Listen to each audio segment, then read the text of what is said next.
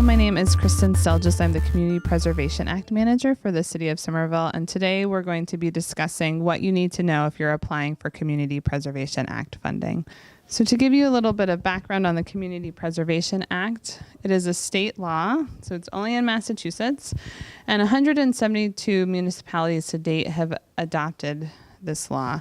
When you do that, it gives you the ability to create a fund for grant making that can fund 4 different types of projects: open space, affordable housing, historic resources or preservation, and recreation. This is for outdoor recreation.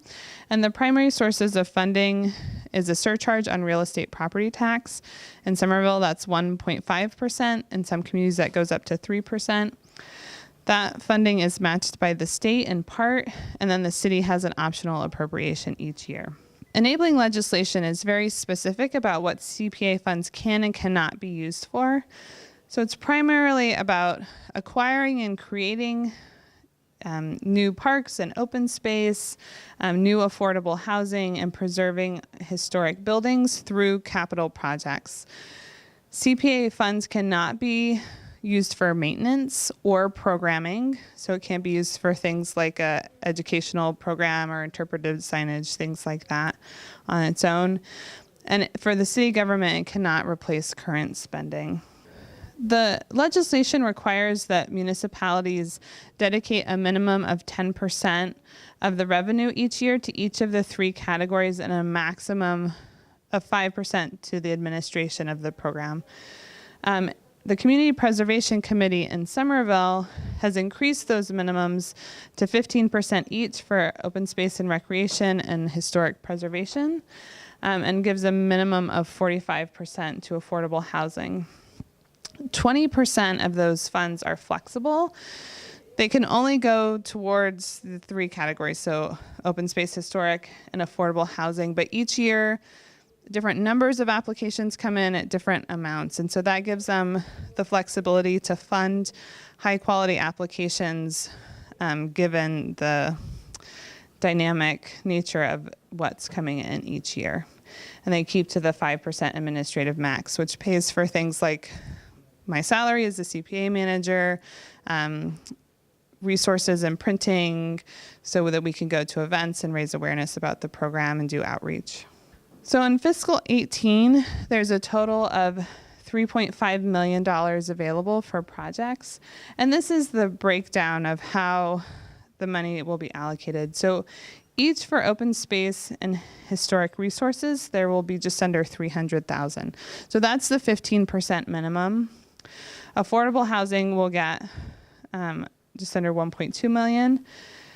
The flexible funds will be just under $400,000. And then we have other flexible money that's coming from previous years.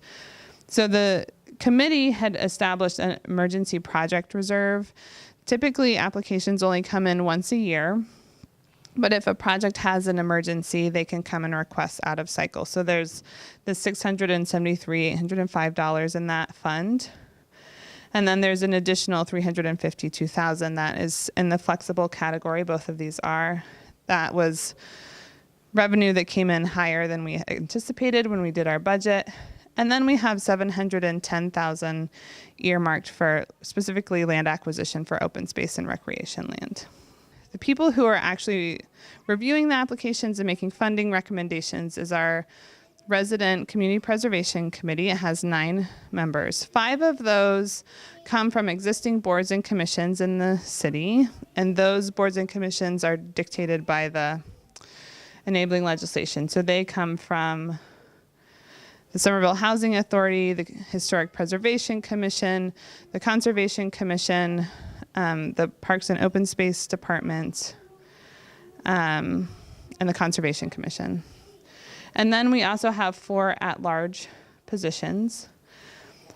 The committee goes through the whole review process, but their ability is to make a funding recommendation. They don't approve the projects. The Board of Aldermen are the ones who give the final approval. Decisions about funding are guided by the Community Preservation Plan. This is available on our website at somervillema.gov/CPA. This lays out the funding allocations each year as well as the funding priorities, which we'll go over in a little bit. And then the committee has designated the Somerville Affordable Housing Trust Fund as the housing arm of the Community Preservation Act program in Somerville. So what I'm going to be talking about primarily is the priorities around and the application process for open space, recreation land, and historic preservation. The Affordable Housing Trust Fund has a separate application process for housing projects. That process will be started later this year. So when the committee is considering applications in open space and historic resources, the first thing that they look for is the project eligible? Does it fit into one of those boxes in the chart that I showed earlier? Because if it doesn't, it's just not possible for them to recommend funding for that project. They also think about, does the project involve all the necessary groups, particularly around ownership of the land? Because sometimes people from the community or organizations have really great ideas for property, but they're not the actual owners. And so if that's your situation, then you need to make sure that you have the permission from the property owner, and that for the city of Somerville, or any public land, that owner needs to sign on as a co-applicant to the project. Very importantly, they also consider the benefit of the project to Somerville residents. This is additional taxpayer money that is coming in for these purposes, and so they want to make sure that these monies and these projects are benefiting the people that are contributing the funds. And they also look at how well the project matches the priorities from the community preservation plan. And in general, is this a good use of public resources? Is this an appropriate budget? Is it something that they feel is something that they should be recommending? And so to review at a high level and quickly the community preservation plan priorities, which you can read in greater detail on the website, as I said, there are 2 high-level priorities and then some specific priorities for each of the 3 categories. So the first overall priority is the CPC would like to fund projects that are consistent with the community's values. So this includes improving accessibility, so supporting a lot of American with Disabilities Act improvements in buildings, incorporating sustainable practices in design that receive support from the community of Somerville, that are consistent with the goals and priorities established in other planning documents like Summer Vision, neighborhood plans, our open space and recreation plan, that address 2 or more CPA focus areas, so that's like blends historic and open space, or historic and housing, or open space and housing. We call those blended projects, and the CPC really likes to see those. And then also, this is new this year, that supports Somerville's diversity, including support for our immigrants regardless of their status. The second high-level priority is supporting projects that use CPA funds strategically. So this is looking at things like, is the project leveraging sources of funding from other places? Or making sure that the project is economical as possible. Does it address a long-standing or urgent need in the community? Does it take advantage of really important opportunities? And can it be a catalyst for transformative change? Under each of the specific categories for open space and recreation land, the CPC, as you could see by the earmark for land acquisition, supports strongly the acquisition of land for new publicly accessible open space and recreation land, and also expanding access to use of the Mystic River and Alewife Brook, improving the health of our wetlands on those water bodies, rehabilitating and restoring our parks according to need, so doing the parks most in need of renovation first, and expanding urban agricultural opportunities like community gardens. For community housing, they are interested in providing affordability and perpetuity as required by the CPA enabling legislation, preserving expiring use units, supporting mixed use and transit-oriented development, and preventing homelessness and supporting homeless or formerly homeless households. And for historic resources, the Community Preservation Committee is supporting Somerville's first historic preservation plan. So those priorities are still under development. While that's under development, one of their guiding principles is supporting properties and resources that are at risk. They've also been doing a lot of support for making these buildings accessible, because you imagine historic buildings were not built with accessibility in mind, so supporting things like elevators, ramps, other means to make these buildings more accessible. So what does it mean to actually apply, and what's the process that you'll go through?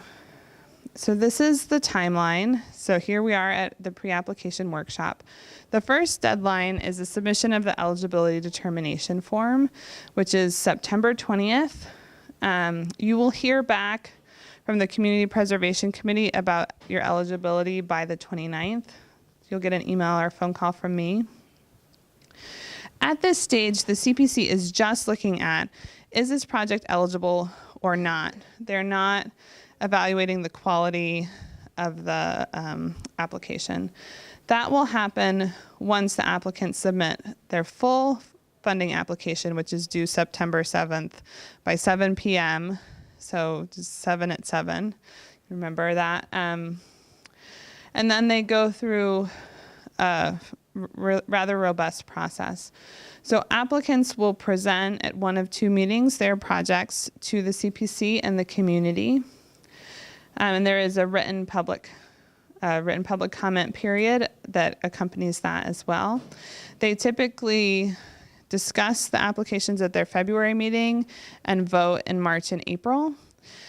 So, and remember that the committee just makes a funding recommendation. So then those recommendations go to the Board of Aldermen, and that's about another month process. So typically you'll have your final answer about whether or not you've received funding in April or May. And then at that point, we establish a grant agreement, which would allow us to release the first payment. So your spring, summer of 2018. So we're looking at about a whole year to complete the process from now.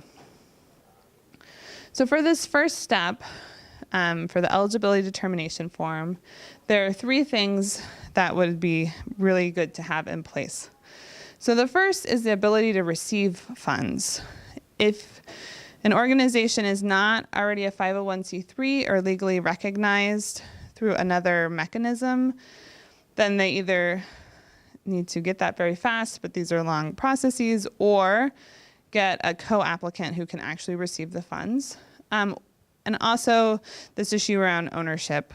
If you are not the property owner and you don't have the permission of the property owner, your project cannot be declared to be fully eligible. So you need to be able to document that permission. If it's a private property owner, a letter from that owner saying, yes, we're okay with this is sufficient. If it's on public property, the owner needs to be a co-applicant.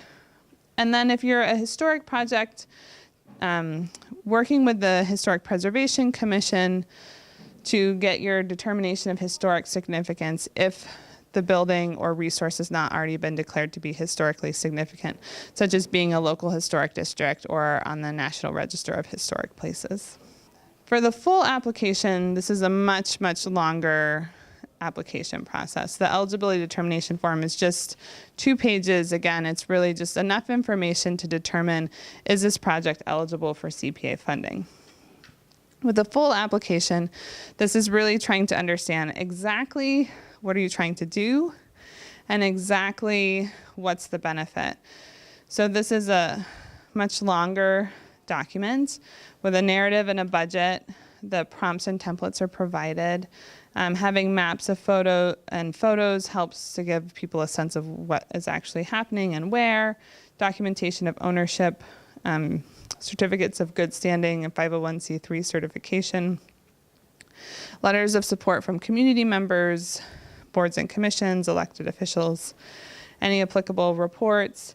And then there's 2 disclosures that are required by the city. One is a conflict of interest and the other is campaign contribution disclosure. There are additional requirements depending on the type of projects. So if it's a historic project, there needs to be documentation of the historic significance as well as a condition report. And for construction, you need to submit the design and engineering documents that show exactly what is intended. When you receive CPA funds, along with the funding recommendation, the Community Preservation Committee will also have funding conditions that are placed on that. Some of those come directly from the enabling legislation, and some of those come from the committee themselves. So from the act itself, which these are non-negotiable, all historic resource projects must comply with the U.S. Secretary of the Interior standards for rehabilitation, which lay out the criteria for how to approach those projects, the type of materials to use, et cetera. If CPA funds are used for acquisition, then there must be a perpetual preservation restriction on that land, and that restriction must be held by a third party. So for nonprofits, the city can hold that, but if the city is applying, they need to find another entity to hold that. And any project on public property must follow state procurement law. This is whether or not the implementing agency is a public entity. So the city can work with you to help you make sure that you're following those laws appropriately. The Community Preservation Committee can add additional funding conditions at their discretion. Common ones are for historic resource projects requiring a perpetual preservation restriction regardless of the type of funding. So even if it's for rehabilitation or restoration, preservation. If it's a design project requiring a robust community process, they may say that funds will not be released until all necessary permits are obtained. And then this has been most common in historic projects requiring a public access agreement to make sure there is a public benefit. And of course, others are possible. You will know what requirements the CPC is considering before they make their final recommendation. So if there are any questions or concerns, that can be discussed as part of that decision. So if you've applied before, there's a few things to know that are new this year. The first is the campaign disclosure form. This was required midway through the application process last year, but will be required from the start because our application process, again, last year started in the fall and the ordinance went into effect on January 1st. But if you request more than $50,000 in funding, you need to submit campaign contribution disclosure. This is asking for all campaign contributions to in local races and looking at contributions of more than $500. If anyone on the leadership or senior staff has contributed more than $500 to any one candidate, then you are not eligible to receive city funding. In the past, if you are doing a construction project, we've paid for CPA dedication signs, which are required out of our admin budget. Starting this year, we're asking that those funds be included in the budget for projects. So please keep that in mind. And then for measures of success, there have been differing levels of quality and attention to this section of the application. Some people are skipping it over. Some people aren't really paying enough attention, I think, to this is what the committee was concerned about. Some had goals, some didn't. Some of the indicators didn't always match up with the goals. So they are really paying a lot of attention to this section this year. So really make sure that, one, the section is in your application, and two, that you really think about what is it that we can measure to show that our project has been successful. So how do you actually do that? So I think some questions it's helpful to ask yourself is, what are the changes that are going to happen through your project that when you see them, you say, oh, okay, we did what we were supposed to do. Phew. So this could be increased use of a space, bringing in new types of users, making a new use or programming possible. For historic, maybe the life of the resource has been extended. There's increased awareness or appreciation of that space. And think about how you'd be able to measure these changes, because in addition to setting these goals, you need to think about, okay, well, how are we going to measure this and communicate this back to the Community Preservation Committee? And if you already have a measure that you're using in your organization, please use those. You don't need to have wholly new ones just for us. We want to make sure that your reporting burden is minimized, but still giving us the information we need to be able to tell the stories about these projects and know that they're having the intended impact.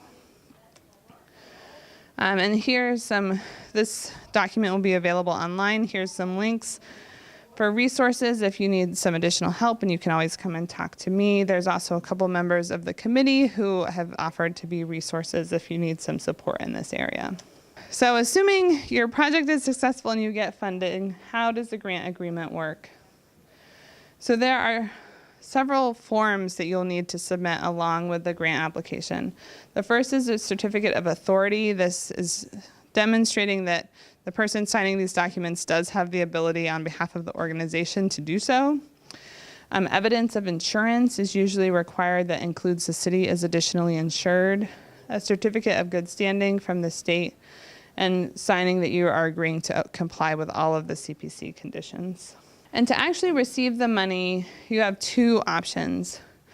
One is that you can be reimbursed. So the organization pays for something and then submits the invoices and then gets reimbursed. Or you can have a phased disbursement schedule, which allows you to be forward funded. The way that that works is you set a disbursement schedule, and then we release the first bit of money to you. Then you report, this is how we spent that money, and this is how we plan to spend the next bit of money. And then once you show that you've spent the money you already have, then you can get the next tranche of funds, and the process repeats. Except for the final 10%. The final 10% can only be paid on a reimbursement basis. So organizations need to plan accordingly. So for the final report, you'll show that you spent the money you'd received in the next to last tranche plus an additional 10%, and then that final 10% will be released. So the way that you report all of this to us is based on a schedule that is set by the grantee and the Community Preservation Act manager based on the schedule of the project and when funds will be needed. When you submit the report, here's the list of items that you'll need to submit. So one is a description of the work completed, and your progress on measures of success, any lessons you learned. And it's really important to document the expenditures that you've had, and this is how we do the accounting, that yes, you've spent the money you already have on the things that you said you would, and they're all CPA eligible. And what you anticipate to do with the next tranche of funding in the next phase, and how much you anticipate to spend. Invoices need to be submitted for all expenses, and if you are a nonprofit, you cannot be reimbursed for sales tax. So don't forget to bring your sales tax exemption form when you go to the store to buy whatever you need, or you're working with a supplier, so that you don't end up having to pay for that out of pocket, since you shouldn't be paying that money in the first place. And then photos that get submitted to our Flickr website. So here are some suggestions to help make sure that this process goes as smoothly as possible for you. One is to make sure that all of your documentation is complete, and that it's easy for me and the finance staff at the city who don't know your project as well to understand which invoices go up, match with which expense, and that if there are any deviations from the plan, that those are described in the narrative. So maybe you thought something would happen in the first phase, but now it can't happen to the second phase. That needs to be explained. And make sure that I know if you have changed your address or names have changed, so that we make sure that you get your check at the place where you need it to be, to the name it needs to go to. And then there's a two-step process that I follow to release the money. First, we have to what we call requisition the funds. This is kind of like gets them ready to be released. And then we can actually release the funds once the invoices are submitted. If you let me know when you're preparing the reports, then I can go ahead and requisition the funds for the next tranche per the disbursement schedule. And that will save you a couple of weeks once you submit your invoice in terms of actually getting the funds. So we know these projects are complicated and change happens. So what do you do if your project goes off schedule? So the first thing, let me know as soon as you know that there's a big change. And so we'll have to decide, like, what is the level of change? If it's a significant change where you need to use a completely different approach than what you had anticipated to achieve your goals, that may require going back to the Community Preservation Committee for approval, and then on to the Board of Aldermen if it means changing the purpose of funds. If it's a smaller change, that the timeline has slipped, or you realize something needs to happen before something else, and everything's still kind of in line with what you said you were going to spend it on in the same goal, then that's something that can be documented through your report. So it's just best to have a conversation about it early on so we can figure out the best method. Because if it does require approval by the CPC and the Board of Aldermen, that's a 2-month process, and you want to make sure that we get that started as soon as possible. So that's the end of my preservation, so I'll take any questions. We will take general questions, and then we can have one-on-one conversations about any specific things related to your project. So I don't know, Shelley, if you have any questions. Just as far as a general question, the pay-to-play, that's just 500 local. That's correct. So if you were making a campaign contribution at the presidential level or at the state level, that doesn't apply. This is just about Somerville local elections. And then another general question on the kind of new requirements. So you're saying there's a new focus on impact evaluation. Are you changing the questions at all, or you just want people to pay more attention to it? We just want people to pay more attention to it. And it's not really impact evaluation. We're not really like technically looking for randomized control trials. Right. But what we found is that there was, in that category in particular, a really wide range from people not doing it at all to people doing it pretty well. But the CPC would just like to make sure that people know that they're paying attention to that and they're taking it seriously, and they really want people to make sure that in the first place it's there, and then the second place it really makes sense for the project as well. And then this is kind of a general question, but more like a philosophy as far as like continuing funding, or I know when we attended the kind of evaluations with the staff, that definitely seemed to be something that the community members brought up. Where are you going to get funding to keep going on this? So that's something that the Community Preservation Committee thought a lot about as part of their new community preservation plan. And should there be a statement or a priority around continued support to projects, whether it be we asked for design and now we're moving to construction, or this is a large capital project and we're chunking it into phases. Where they came down on that was every application is a unique application that is going to be competing based on who is applying in that year and the resources available. So there is no guarantee or priority given to projects that were previously funded by the CPC. There's no detriment, yeah. So it's just everyone kind of starts on the same page every year. Fortunately, to date, the CPC has been able to fund all of the high quality applications that were ready to receive funding. So that hasn't been an issue. Given the funding that we've had roll over from the previous year, I anticipate that they'll have, a lot of flexibility, but I imagine at a certain point they will have to make some hard decisions, and then they'll need to evaluate each project based on its individual merits.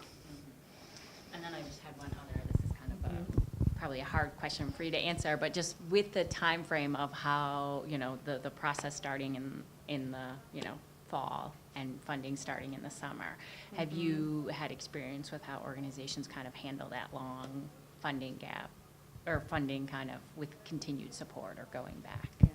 I think it's something that really has to be factored into an organization's planning, especially if you're going out to bid and you have to go out through a public bid process.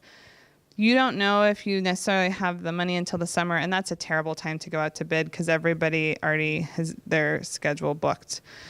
And so I think it's kind of up to the organization about how they want to time things, how they can maybe leverage other funding they've received to make sure that they have enough that they can move forward at the pace that they want to. If there was an emergency situation, you could always request consideration out of cycle. But again, any decision about funding takes at least 2 months. So the emergency can't be quite a dire emergency. And so I think that if there was going to be a real issue with the project, communicating with me and the CPC, because there was, like, for example, last year, one applicant was saying, we'd really like to use your funding if we're, granted funds as a match for this grant application, but it's due early in the process. I think the deadline for that was maybe the end of March. And so the CPC said, okay, well, we'll give you a little bit of money now, but we haven't been able to go through our full process. So we'll give you enough that you would be eligible to apply for this grant, so you can at least try for this opportunity. And then we'll consider the rest of your requests as part of that. So it was a little bit more administration in that project had to kind of go through the whole approval process with the Board of Aldermen and the CPC twice rather than once. But it did allow them to take advantage of this other opportunity. So there is some flexibility within the CPC, but it depends on the size of the request, the nature of the need to be flexible, things like that. Perfect. Okay, great. Thanks.